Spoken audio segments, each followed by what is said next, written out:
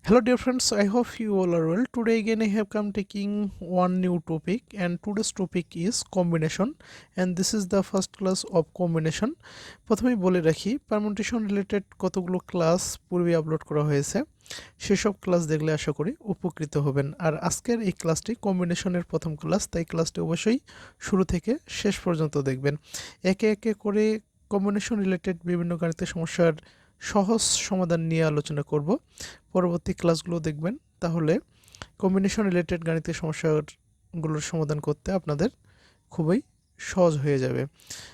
তো আজকের এই ক্লাসে আমরা যা যা জানব, প্রথমে আমরা জানব সমাবেশ বা কম্বিনেশন কাকে বলে, তারপর এনসিআর এর মান নির্ণয়, যেখানে এন আর হচ্ছে কি স্বাভাবিক সংখ্যা এবং এন এর মান আর এর সমান বা বড় হবে। এটাকে যদি অন্যভাবে বলি, এভাবে বলতে পারি যে কীভাবে N C R equal to N factorial divided R factorial into N minus R factorial, এটা আমাদেরকে প্রমাণ করতে হবে। তারপর আরও দেখব কীভাবে এনসিএন ইকুয়াল টু 1 এবং এনসি 0 ইকুয়াল টু 1 হয়। সবশেষে আমরা জানব সম্পূরক সমাবেশ বা কমপ্লিমেন্টারি কম্বিনেশন কাকে বলে। তো প্রথমে আমরা জানব সমাবেশ বা কম্বিনেশন কাকে বলে। এখানে হচ্ছে কি কম্বিনেশন, বাংলা হচ্ছে সমাবেশ। যে সমাবেশ কাকে বলে, কতগুলি জিনিস থেকে প্রত্যেকবার কয়েকটি বা সবকটি নিয়ে যতভাবে বাছাই করা যায় বা গ্রুপ বা দল গঠন করা যায়, তাদের প্রত্যেকটি এক একটি সমাবেশ। আবার পড়ছি যে কি বলছে, কতগুলি জিনিস থেকে প্রত্যেকবার কয়েকটি বা সবকটি নিয়ে যতভাবে বাছাই করা যায় বা গ্রুপ বা দল গঠন করা যায়, তাদের প্রত্যেকটি এক একটি সমাবেশ। হ্যাঁ, কতগুলি জিনিস, যেমন আমরা ক্রিকেটে জানি, ক্রিকেটে কি 11 জন প্লেয়ার খেলে, তাই না? আবার ফুটবলে 11 জন প্লেয়ার খেলে। তো ওই 11 জন প্লেয়ারের মধ্যে 11 জন প্লেয়ারকে নিয়েই যতভাবে, অর্থাৎ কি এই যে 11 জন প্লেয়ারের মধ্য থেকে 11 জন প্লেয়ারকে নিয়ে যে আমরা দল গঠন করি, এই দলকে আমরা যতভাবে বাছাই করতে পারি বা গ্রুপ বা দল গঠন করা যায়, তাদের কি প্রত্যেকটিকে একটি সমাবেশ। যেমন 11 জন প্লেয়ারকে নিয়ে কিন্তু একটি মাত্র দল গঠন করা যায়। তাহলে কি 11 জন প্লেয়ারের মধ্যে থেকে 11 জন প্লেয়ারকে নিয়ে যে একটি দল গঠন করা যায়, এটাই হচ্ছে কি একটি সমাবেশ। বা 11 জন প্লেয়ার নিয়ে যে একটি ক্রিকেট টিম গঠন করা যায়, এখানে এই যে 11 জনের যে দলটি, এটি একটি কি সমাবেশ।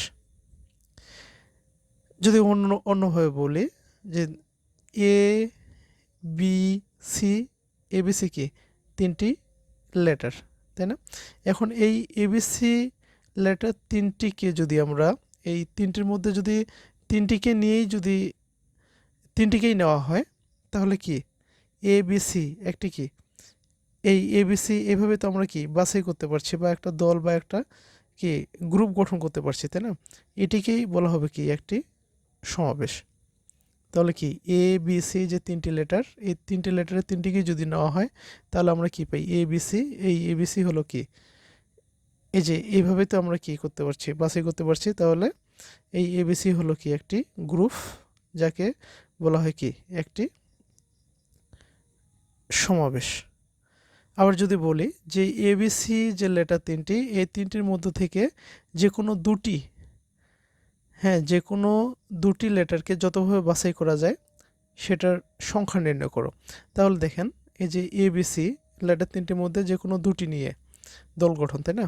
যেমন এ বি বা বি এ, এখানেও এখানেও এ বি, এখানেও কিন্তু এ বি রয়েছে, তাই না? অতএব এটা একটি দল, এটাকে বলতে পারি কি একটি সমাবেশ। আবার বিসি বা সিবি, এখানেও কি একটি দল বা একটি গ্রুপ, এটা হচ্ছে একটি সমাবেশ।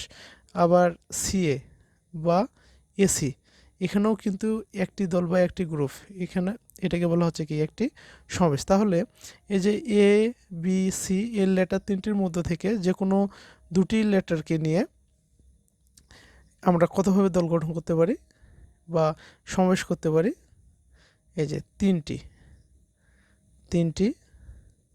সমাবেশ বা তিনটি দল গঠন করতে পারি। ঠিক আছে, তাহলে এখানে সমাবেশের সংখ্যা হচ্ছে কি, এখানে সমাবেশের সংখ্যা হচ্ছে 3। এটাকে আমরা এভাবে বলতে পারি যে 3টি লেটার থেকে 2টি লেটার নিয়ে সমাবেশ। এই যে সমাবেশ ইংরেজি যে কম্বিনেশন, 3টি লেটার থেকে প্রত্যেকবার 2টি লেটার নিয়ে সমাবেশের সংখ্যা হচ্ছে 3। তাহলে 3C2 এর মান হলো কি 3। এটা কিভাবে আসে সেটা আমরা পরে বিস্তারিত জানবো, এখন শুধু এটুকুই জেনে রাখি। এখন আমরা NCR এর মান নির্ণয় করব, অথবা NCR সমান সমান কী হবে, n factorial divided r factorial into n minus r factorial. এটা সমান এটা কীভাবে লেখা যায় সেটাই এখন আমরা কি করব, প্রুফ করব।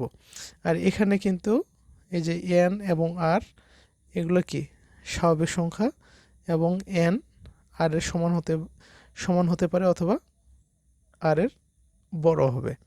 ঠিক আছে, তো কিভাবে এটা প্রমাণ করা যায় এখন আমরা এটাই দেখব। এটার অর্থ কি, এই যে NCR এটা দিয়ে আমরা কি বুঝি, এটা দিয়ে বোঝানো হয় যে n সংখ্যক বিভিন্ন জিনিস হতে প্রতিবার r সংখ্যক বিভিন্ন জিনিস নিয়ে যতভাবে সমাবেশ করা যায় সেটাই হচ্ছে কি NCR। আবার বলছি যে n সংখ্যক বিভিন্ন জিনিস হতে প্রত্যেকবার r সংখ্যক বিভিন্ন জিনিস নিয়ে যতভাবে সমাবেশ করা যায় বা যতগুলো দল বা গ্রুপ গঠন করা যায় সেটি হলো NCR। তাহলে n সংখ্যক জিনিস হতে প্রত্যেকবার r সংখ্যক জিনিস নিয়ে যে সমাবেশ সংখ্যা আমরা ধরে নিলাম সেটি হচ্ছে NCR। এটা হচ্ছে কি সমাবেশ সংখ্যা। n সংখ্যক জিনিস হতে প্রত্যেকবার r সংখ্যক নিয়ে সমাবেশ সংখ্যা হচ্ছে কি NCR। এখন এই যে r কি বিভিন্ন জিনিস, তাই না?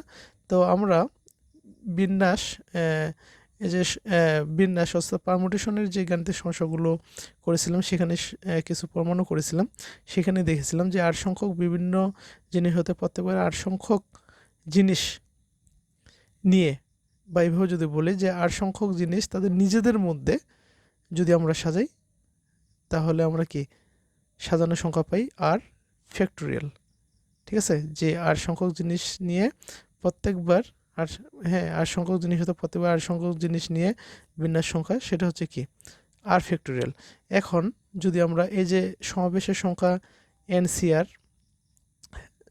এবং এখানে যে r কে নিজেদের মধ্যে যে সাজানো যায় সেটা হচ্ছে r ফ্যাক্টোরিয়াল, এই দুটো যদি গুণ করে দেই তাহলে আমরা সমান পাবো NPR। কিভাবে সেটা, এই যে সমাবেশের সংখ্যা ইনটু এই যে r কে যে নিজেদের মধ্যে যে সাজানো যায় r ফ্যাক্টোরিয়াল উপায়ে, সেটা যদি গুণ করি তাহলে আমরা যেটা পাবো সেটা হচ্ছে যে n সংখ্যক জিনিস হতে প্রত্যেকবার r সংখ্যক জিনিস নিয়ে যে বিন্যাস সংখ্যা তার সমান। এই জন্য আমরা NCR into r factorial equal to NPR এভাবে আমরা লিখতে পারি। আবার বলছি যে NCR into r factorial equal to হচ্ছে যে n সংখ্যক বিভিন্ন জিনিস হতে প্রত্যেকবার r সংখ্যক নিয়ে সাজানো সংখ্যার বা বিন্যাস সংখ্যার সমান এটা। তাহলে এখান থেকে আমরা NCR এর মান নির্ণয় করব। তাহলে NCR সমান কি লিখতে পারি, এখানে কি r ফ্যাক্টোরিয়াল গুণ অবস্থায় রয়েছে, তাহলে NPR ডিভাইডেড কি এটা কি হবে, এটা যদি ডান দিকে যায় ভাগ হয়ে যাবে, তাই না, r ফ্যাক্টোরিয়াল। এখন আমরা এই যে পারমুটেশন রিলেটেড যে ক্লাসগুলো নিয়েছিলাম সেখানে দ্বিতীয় ক্লাসে দেখেছিলাম NPR সমান আমরা এটাকে এইভাবে লিখতে পারতাম n factorial divided n minus r factorial. পারমুটেশনের ক্লাসগুলো দেখে আসবেন তাহলে এই ক্লাসগুলো বুঝতে আরও সুবিধা হবে। তাহলে NPR সমান আমরা কি লিখতে পারি, n factorial divided n minus r factorial, নিচে তো রয়েছে কি r ফ্যাক্টোরিয়াল। এখন দেখেন এটা কি একটা ভগ্নাংশ, এটা হচ্ছে হর, তাই না, আর নিচে কোনো ভগ্নাংশ নেই, জাস্ট একটি সংখ্যা। তাহলে এটাকে আমরা এইভাবে লিখতে পারি n factorial divided r factorial, এটা নিচে চলে আসবে n মাইনাস r ফ্যাক্টোরিয়াল। তাহলে এখান থেকে দেখেন আমরা কি পাচ্ছি, NCR সমান আমরা কি পেলাম n factorial divided r factorial into n minus r factorial. এটা প্রমাণ করতে বলেছিল, তাই না? এটা কি হয়ে গেল? প্রুফড হয়ে গেল, প্রমাণ হয়ে গেল, তাই না? যে NCR equal to n factorial divided r factorial into n minus r factorial, এটা আমরা প্রমাণ করে ফেললাম। এখন আমরা আরও কিছু প্রমাণ করব। আমরা জানি, আমরা একটু আগে কিন্তু দেখলাম, আমরা জানি কি NCR সমান হচ্ছে n factorial divided r factorial n minus r factorial. এখানে এই যে এখানে হচ্ছে কি n, তার মানে কি r ইকুয়াল টু হচ্ছে কি n, তাই না? তাহলে r ইকুয়াল টু n হলে আমরা কি পাচ্ছি? এখানে NCN পাচ্ছি, তাই না? n ফ্যাক্টোরিয়াল ডিভাইডেড কি আর এর জায়গায় কী হবে? n ফ্যাক্টোরিয়াল হবে into n minus n factorial. তাহলে উপরে কি n ফ্যাক্টোরিয়াল, নিচে n ফ্যাক্টোরিয়াল কি কেটে যায়, উপরে থাকে কি 1 এখানে 1 n মাইনাস n মানে কি 0 ফ্যাক্টোরিয়াল। আর আমরা পারমুটেশন রিলেটেড যে ক্লাসগুলো নিয়েছিলাম সেখানে দেখেছিলাম 0 ফ্যাক্টোরিয়ালের মান হচ্ছে 1, অতএব কি 1 ডিভাইডেড কি 1। তাহলে কি পাচ্ছি? NCN আমরা কি পেলাম? ইকুয়াল টু 1 পেলাম। এটা কি প্রুফড হয়ে গেল। ঠিক আছে, একে একে করে আমরা আরও কিছু প্রমাণ দেখব। আজকে এই ক্লাসটি অনেক লং হয়ে যাচ্ছে, তাই এই ক্লাসে আর দেখব না, পরবর্তী ক্লাসে দেখব। তো পরবর্তী ক্লাসটি অবশ্যই দেখবেন, আশা করি উপকৃত হবেন। ধন্যবাদ সবাইকে, ভালো থাকবেন, আবার দেখা হবে পরবর্তী ক্লাসে।